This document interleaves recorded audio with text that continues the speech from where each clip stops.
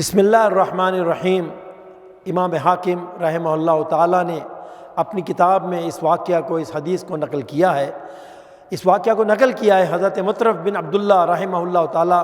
وہ روایت کرتے ہیں کہ ایک بار حضرت عمران بن حسین رضی اللہ تعالیٰ عنہ، انہوں نے مجھ سے فرمایا۔ حضرت عمران کون ہیں؟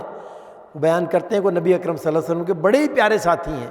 مجھ سے فرمانے لگے، اے مطرف، یہ بات جان لو کہ اللہ کے نورانی فرشتے میرے سر کے پاس، کبھی میرے کمرے کے پاس، اور کبھی حتیم کعبہ میں میرے پاس آ کر مجھے سلام کیا کرتے تھے۔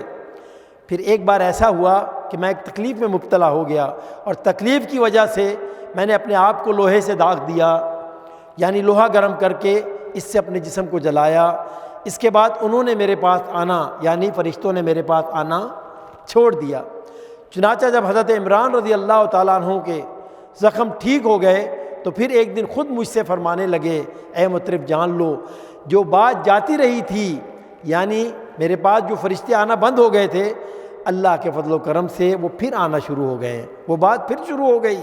لیکن اے مطرف، میری بات تمہارے پاس امانت ہے، میرا راز تمہارے پاس امانت ہے، میرے مرنے تک میرا راز کسی سے مت بیان کرنا۔ اللہ اکبر، اللہ اکبر۔ کیا شان تھی صحابہ کرام کی، جن کی عظمت کی وجہ سے، جن کی شان کی وجہ سے، جن کی قدر و منزلت کی وجہ سے اللہ رب العالمین کے نورانی فرشتے اللہ کے حکم سے ان سے ملاقات کرتے تھے۔